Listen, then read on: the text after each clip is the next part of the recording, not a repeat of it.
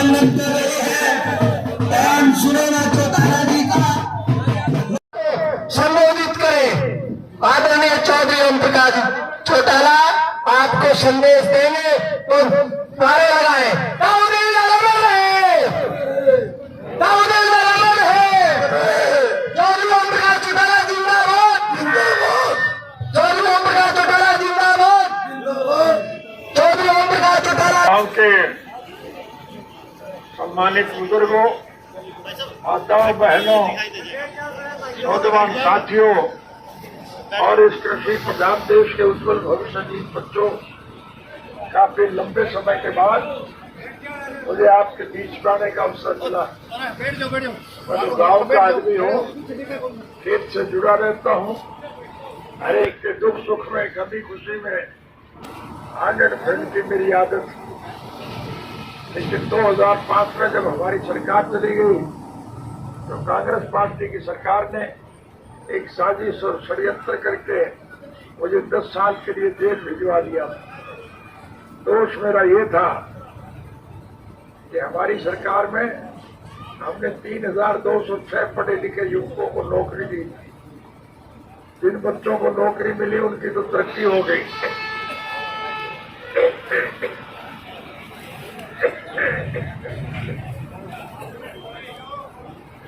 लेकिन नौकरी दिलाने वाले को 10 साल की सजा हो गई।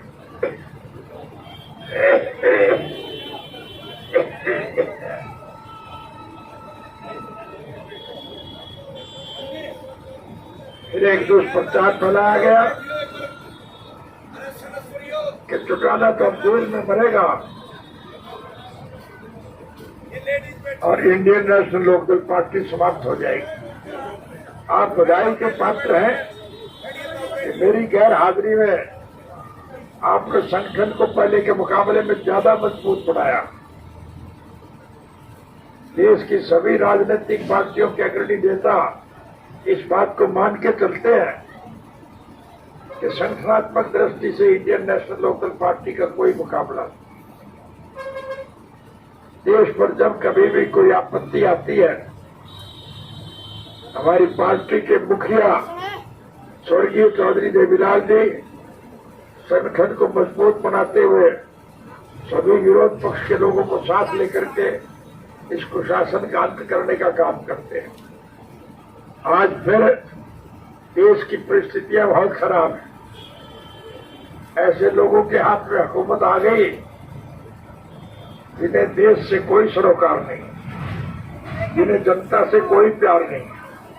वो पैसे से प्यार करते हैं और पैसा लूटने में कोई कोताही नहीं करते। हमने वो वक्त भी देखा है जब हमारा देश विश्व के गरीब मुल्कों की आर्थिक मदद किया करता था। लेकिन दुर्भाग्य आज देश का कि आज भारतवर्ष की सरकार के सर के ऊपर लाखों करोड़ का कर्जा है। जो बच्चा पैदा होगा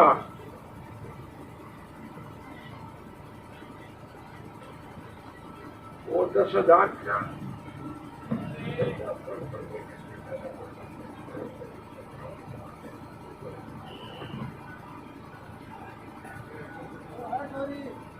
प्रेस के लोग भी बैठे होंगे। इस चुनाव के बहाने से सत्ता पक्ष के लोग भी आपके बीच में आएंगे। उनसे एक ही प्रश्न पूछना कि ये कर्जा किस बात का है। विकास के नाम पर कहीं एक ईंट नहीं लगी। जो सड़कें हमारे वक्त में बनी थी वो टूट गई, उनकी मरम्मत तक नहीं हो रही है। स्कूलों में मास्टर नहीं है, अस्पताल में दवाई और डॉक्टर नहीं है।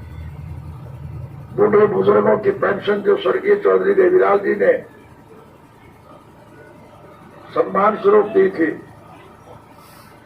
उसको भी लुटेरों ने काट दिया है और उस पेंशन को भी खा गए। आज कहीं भी कोई जगह से पैसा मिलता हो ये लूटते हैं। इस प्रकार के टैक्स लगाते हैं जिससे योजनाबद्ध तरीके से इस देश का सारा पैसा मुट्ठी भर बड़े उद्योगी घराने, ये बिरला, टाटा, डालमिया कांगड़, थापड़, किर्लोस्कर और मोदी, अंबानी और अडानी टाइप के लोगों के पास जाता है और उनसे ये पैसा खा जाते हैं। चौधरी देवीलाल जी ने बूढ़े बुजुर्गों की सम्मान पेंशन मुकर की थी, ये कमबख्तों ने उस पेंशन को भी काट के खा लिया है। आज कहीं विकास नहीं हो रहा है।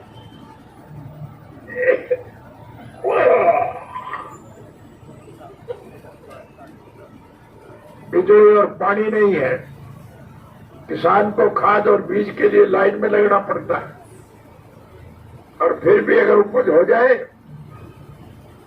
तो उसका भाव नहीं मिलता है। जो चीज हम पैदा करते हैं वो तो कोड़ियों के भाव लूट लेते हैं, लेकिन हमारे उत्पादन से जो चीज बनती है उसको फिर महंगे दाम पर बेचते हैं। गन्ना हम पैदा करते हैं, गन्ने के दाम नहीं लेते हैं, लेकिन गन्ने से जो चीनी बनती है वो बाजार में रोज महंगी हो जाती है। चना, मूंग, मोठ, मसर हम पैदा करते हैं, वो कोड़ियों के भाव लूट लेते हैं, लेकिन उनसे जो दाल बनती है वो महंगी होती जाती है। सरसों, तारंगरा, तोरिया, अलसी हम पैदा करते हैं, वो तो लेते नहीं है, मंदे में लूटते हैं, लेकिन उनसे जो तेल बनता है वो महंगा बिकता है। डीजल हम पैदा करते हैं, हमें तो महंगा मिलता है, लेकिन हवाई जहाज में जो तेल जलता है वो महंगा बिकता है, क्योंकि उसमें पैसे वाले लोग सफर करते हैं। ये सरकार पूंजीपतियों की सरकार है, किसान विरोधी सरकार है। मुझे दुनिया के 152 मुल्कों में जाने का अवसर मिला, सैर सपाटे के लिए नहीं, हर मुल्क के राजनीतिक, आर्थिक और सामाजिक हालात की जानकारी हासिल करने के लिए गया था। मुझे इस इलाके में जाकर के ये चीज देख के बहुत प्रसन्नता हुई कि आज समूचे विश्व के स्तर पर भारतवर्ष एक ऐसा अनूठा देश है जहाँ सभी धर्म, मजहब, जात बिरादरी के लोग इकट्ठे मिलकर के चलते हैं। हिंदू, मुस्लिम, सिख, ईसाई, चमार, धानक, वाल्मीकि, रेगर, खटीक, खाती, कुम्हार, लोहार, सुनार, मणियार, नाई, तेली, धोबी, मोचे, ब्राह्मण, बनिया, व्यापारी, कर्मचारी, कारखानेदार, मजदूर, किसान और कमेरा, आज सभी लोग मिलकर के अपने तीज त्योहार, होली, दिवाली, ईद और क्रिसमस मनाते हैं। लेकिन कुछ लुटेरे लोगों ने इस देश को लूटने का निर्णय लेने के लिए जात पात और धर्म मजहब के नाम पर लोगों को बांटने का काम किया और लोगों की फूट का फायदा उठा करके वो सत्ता पर कब्जा जमाने में सफल हो गए, फिर देश को लूटने का काम किया। इसलिए आज फिर वक्त आ गया है, आज सभी दुखी लोग इस सरकार को पलटना चाहते हैं। जो लोग रास्ता भटक गए, गुमराह हो गए, बहका लिए गए या जो स्वार्थ के लिए सत्ता पक्ष में चले गए, वो आज बहुत परेशान और दुखी है। वो वापस चौधरी साहब जन्म से लेकर के आखिरी सांस तक इस बात के लिए संघर्ष करते हैं कि देश के हर नागरिक की मूलभूत जरूरियात, रोटी, कपड़ा, मकान, शिक्षा और स्वास्थ्य का प्रबंध सरकार करे, और जो सरकार ये सब करने में सफल ना हो उस सरकार को पलट देना चाहिए। प्रजातांत्रिक प्रणाली में हमारे वोट से सरकार बनती है और फिर चुनी हुई सरकार की जिम्मेवारी होती है कि वो जनहित के कामों में रुचि ले। हरियाणा प्रदेश के मौजूदा मुख्यमंत्री ने पहली मर्तबा मुख्यमंत्री के पदभार की शपथ लेते वक्त घोषणा की थी कि देश के किसी भी नागरिक को कोई तकलीफ हो वो मेरी कोठी पर आकर के दरख्वास्त दे, मैं उसकी सारी शिकायत दूर करूंगा। एक दफा मुझे चंडीगढ़ जाने का अवसर मिला और चंडीगढ़ में मैं अपने किसी मित्र से मिलने के लिए जा रहा था। जिस सड़क से मैं जा रहा था उसी सड़क पर मुख्यमंत्री निवास था और मैंने गौर से देखा वहां एक भी आदमी नहीं था। मैंने अड़ोस पड़ोस के लोगों को बुला करके पूछा कि मुख्यमंत्री निवास खाली है, कोई नहीं आ रहा है। लोगों ने कहा क्या करेगा कोई आके यहाँ। या काम तो किसी के होते नहीं है। कोई दरख्वास्त लेकर के आता है, उसे पुलिस वाले पीट के जेल भेज देते हैं। मैंने उसी दिन से मन में तैयार कर लिया कि अगर कभी सरकार बनाने का अवसर मिला तो हम इस नीति को बदलेंगे। प्रजातांत्रिक प्रणाली में सरकारें तो बनती रहती है और बदलती रहती है, लेकिन नीति जो बन जाए वो नहीं बदला करती। आपके सहयोग और समर्थन से जब हमारी सरकार बनी तो हमने पहली कलम से एक निर्णय लिया कि अब लोगों को सरकार के पास जाने की जरूरत नहीं पड़ेगी, सरकार लोगों के पास आएगी। और मैं हर साल हर गांव में जाया करता था। आपके गांव में आया था कि नहीं आया था?